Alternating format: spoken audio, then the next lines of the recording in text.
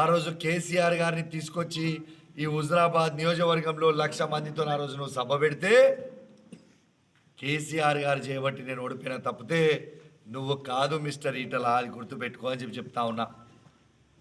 ఆ రోజు కేసీఆర్ గారు నీ వైపు ఉన్నాడు కాబట్టి నువ్వు గెలిచినావు. ఈరోజు కేసీఆర్ గారు నా వైపు ఉన్నాడు. వచ్చే 23లో చూసుకుందాం మిస్టర్ ఈటల, నువ్వా నేనా ఛాలెంజ్ కడతా ఉన్నా. ముక్కు భూమికి రాక్తా 23లో నీతో నడిపోతే నేను కేసీఆర్ నాయకత్వంలో ఖచ్చితంగా నీతో మీద గెలిచి నిన్ను పొందబెట్టబోతా ఉన్నామని చెప్పి ఈ సందర్భంగా నీకు తెలియజేస్తా. గవర్నర్ ముచ్చట మాట్లాడను.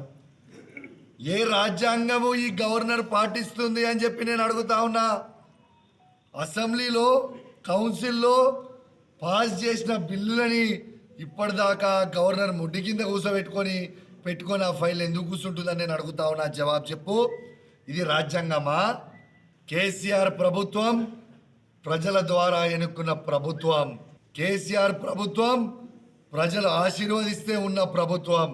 మన అభివృద్ధి ప్రదాత కేసీఆర్ గారి కుమారుడు కేటీఆర్ గారు ఇలా జమ్మికుంటకి వస్తున్నారు కాబట్టి మనము బ్రహ్మాండమైన స్వాగతం పలకాల్సిందిగా హుజరాబాద్ నియోజకవర్గంలో ఉన్న 5 మండలాల 2 పట్టణాలు ఉన్న ప్రతి మనిషికి నేను రిక్వెస్ట్ చేస్తూ ఉన్నానని చెప్పి నేను ఎలక్షన్ కమిషన్ని వెంటనే డిమాండ్ చేస్తూ ఉన్నా. ఇక్కడ శాసనసభ్యుడు బహిరంగంగా ఎలక్ట్రానిక్ మీడియాలో బహిరంగంగా ఒప్పుకున్నాడు. నేను 100 కోట్ల రూపాయలు పెట్టి హుజరాబాద్లో ఎమ్మెల్యే ఎలక్షన్లు గెలిచిన, అందుకే నాకు అప్పులైనాయని బహిరంగంగా చెప్పిండు. ఇవాళ నేను ఆ ఎలక్షన్ కమిషన్ని కోరుతా ఉన్నా, డిమాండ్ చేస్తూ ఉన్నా. ఇవాళ ఎలక్షన్ కమిషన్ ప్రకారం కేవలము ఒక శాసనసభ్యుడు కాంటెస్ట్ చేయడానికి 30 లక్షల రూపాయలు మాత్రమే దాటొద్దు. మరి ఇక్కడ ఉన్న శాసనసభ్యుడు బహిరంగంగా స్టేట్మెంట్ ఇచ్చిండు, 100 కోట్ల రూపాయలు నేను ఖర్చు పెట్టిన హుజరాబాద్లో అని. వెంటనే ఆయన ఎమ్మెల్యే పదవిని రద్దు చేయాలని చెప్పి నేను బీఆర్ఎస్ పార్టీ పక్షాన డిమాండ్ చేస్తూ ఉన్నాను. క్రిమినల్ కేసులు కూడా ఆయన మీద పెట్టాలని ఇవాళ నేను ఎలక్షన్ కమిషన్ ఆఫ్ ఇండియాని డిమాండ్ చేస్తా ఉన్నా అని చెప్పి సందర్భం మీదరా నా మీద ఓడిపోయినని తీసుకొచ్చి నా మీద రుద్దుతా ఉన్నారు. ఎమ్మెల్సీగా ఆ రోజు నేను ఓడగొట్టినా అంటా ఉన్నాం. అయ్యా ఈటల రాజేంద్ర, 2018లో నువ్వు నన్ను ఓడగొట్టలే, నీతో చేత కాలే. నువ్వు ఆ రోజు పోయి కేసీఆర్ కాలు పట్టుకుంటే నేను ఓడిపోతున్నా అని చెప్పి ఆ రోజు కేసీఆర్ గారిని తీసుకొచ్చి ఈ హుజరాబాద్ నియోజకవర్గంలో 1,00,000 మందితో ఆ రోజు నువ్వు సభ పెడితే కేసీఆర్ గారు చేయబట్టి నేను ఓడిపోయినా తప్పితే నువ్వు కాదు మిస్టర్ ఈటల, అది గుర్తుపెట్టుకో అని చెప్పి చెప్తా ఉన్నా. ఆ రోజు కేసీఆర్ గారు నీ వైపు ఉన్నాడు కాబట్టి నువ్వు గెలిచినావు. ఈరోజు కేసీఆర్ గారు నా వైపు ఉన్నాడు.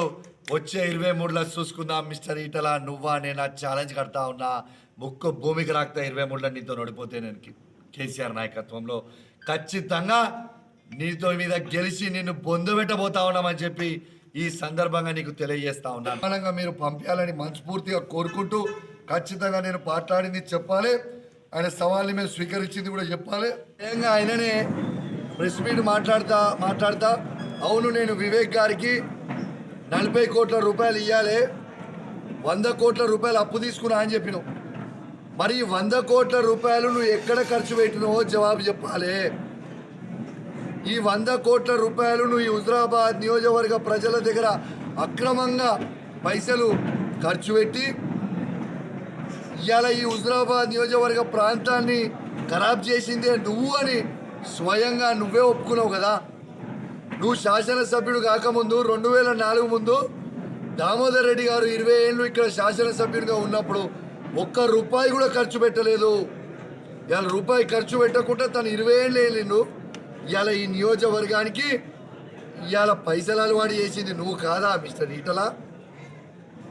ఇవాళ స్వయంగా ఆయననే ఒప్పుకున్నాడు కాబట్టి ఇవాళ వివేక్ గారి దగ్గర నుంచి 100 కోట్ల రూపాయలు తీసుకున్నా, ఆ పైసలు నేను పట్టాలి, ఆ పైసలని తీసుకొచ్చి నేను హుజరాబాద్ నియోజకవర్గంలో ఖర్చు పెట్టినా అని స్వయంగా ఒప్పుకుంది కాబట్టి ఎలక్షన్ కమిషన్ మాత్రం వెంటనే ఈ 40 నుంచి 100 కోట్ల రూపాయలకి క్యాష్ ఇవ్వడానికి వివేక్ దగ్గరికి ఎక్కడి నుంచి వచ్చినాయి అన్ని పైసలు, ఆ 100 కోట్ల రూపాయలు లిక్విడ్ క్యాష్ ఈయన దగ్గరికి ఎట్టుకొచ్చింది, ఈయన ఎట్ట ఖర్చు పెట్టిండో దీని మీద వెంటనే ఇన్కమ్ ట్యాక్స్ వాళ్ళు ఎంక్వైరీ చేయాలి, దీని మీద ఈడీ కేసు వెయ్యాలి. ఖచ్చితంగా ఎలక్షన్ కమిషన్ కూడా ఇక్కడ ఉన్న శాసనసభ్యుడిని సస్పెండ్ చేయాలని నేను వెంటనే బీఆర్ఎస్ పార్టీ పక్షాన డిమాండ్ చేస్తున్నానని చెప్పి సందర్భంగా తెలియజేస్తా ఉన్నాను.